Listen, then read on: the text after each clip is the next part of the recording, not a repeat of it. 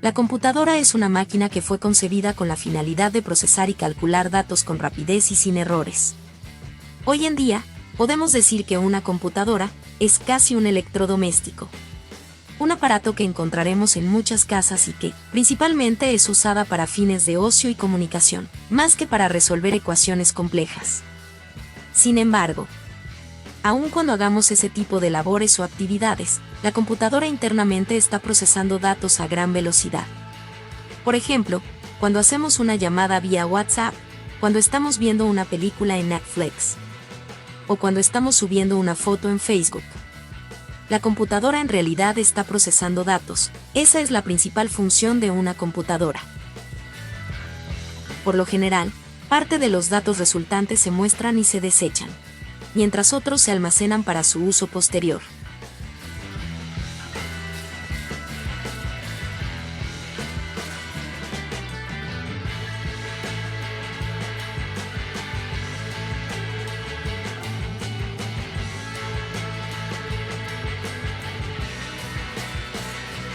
Las notas de las evaluaciones tomadas durante el semestre y almacenadas serán usadas al final de dicho periodo para calcular la nota final de una asignatura. A través de la nube, los alumnos podrán enterarse. Desde que aparecieron las computadoras en el ámbito público y empresarial, se hizo evidente la necesidad de almacenar datos de manera segura.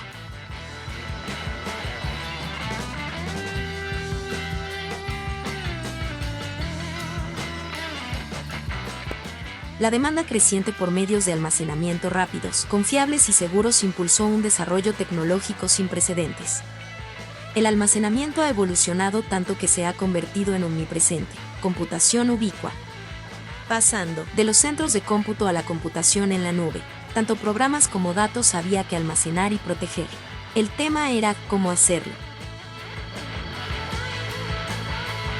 Lenguajes de programación como el BASIC permitían combinar instrucciones y datos en un mismo archivo, a través de las sentencias read data.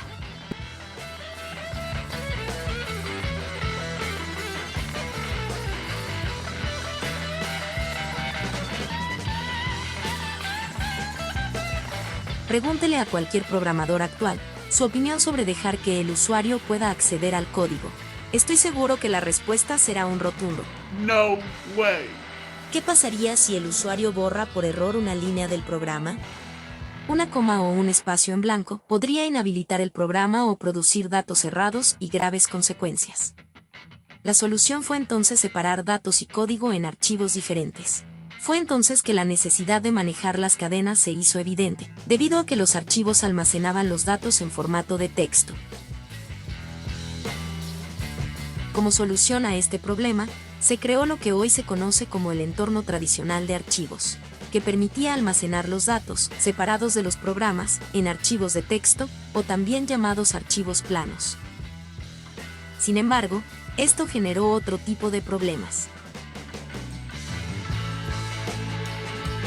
Redundancia de los datos y confusión. Es la presencia de datos repetidos en varios archivos. Dependencia programa datos. Cualquier cambio en la organización o en el formato de los datos requiere un cambio en todos los programas asociados a esos archivos. Falta de flexibilidad. No es capaz de proporcionar informes ad hoc ni responder a necesidades de información inesperadas en forma oportuna. Inseguridad. Puesto que el control y la administración de los datos son casi nulos, el acceso y la diseminación de la información están prácticamente descontrolados.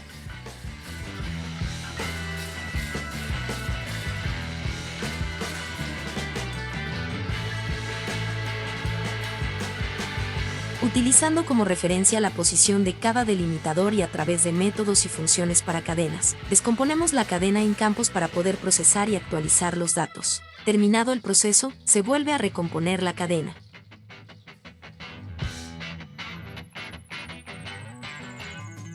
Para el caso de los archivos de ancho fijo, es más fácil, pues los datos estarán siempre en la misma posición, con la desventaja que se ocupa más espacio de almacenamiento en comparación con el caso anterior.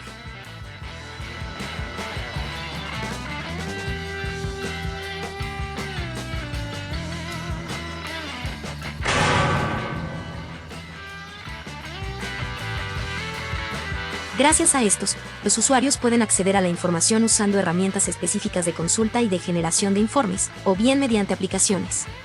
Estos sistemas también proporcionan métodos para mantener la integridad de los datos, para administrar el acceso de usuarios a los datos y para recuperar la información si el sistema se corrompe. Permiten presentar la información de la base de datos en variados formatos. La mayoría incluyen un generador de informes. Quizá la más importante de las funciones de estos sistemas sea la protección contra el acceso no autorizado. Es decir, garantizar que solo las personas autorizadas puedan acceder y que éstas solo puedan realizar las operaciones que les fueron permitidas, por ejemplo, leer, escribir, añadir, borrar.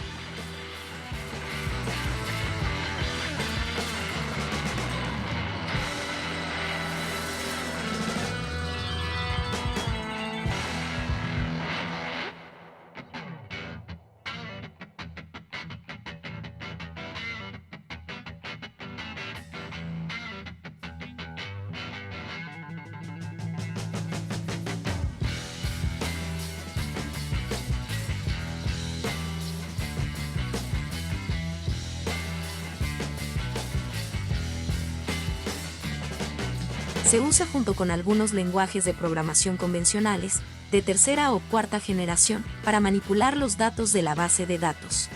Este lenguaje contiene comandos que permiten a los programadores extraer datos para satisfacer las solicitudes de información. Además, permiten buscar, añadir, suprimir y modificar los datos. El lenguaje más destacado en la actualidad es el SQL.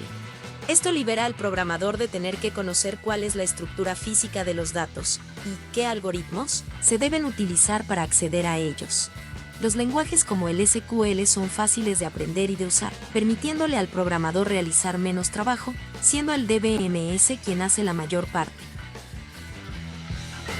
Hoy en día, gracias a la tecnología, es posible acceder a bases de datos y aplicaciones de manera remota y segura, con lo cual es posible trabajar, estudiar, reunirse y otras actividades de manera virtual.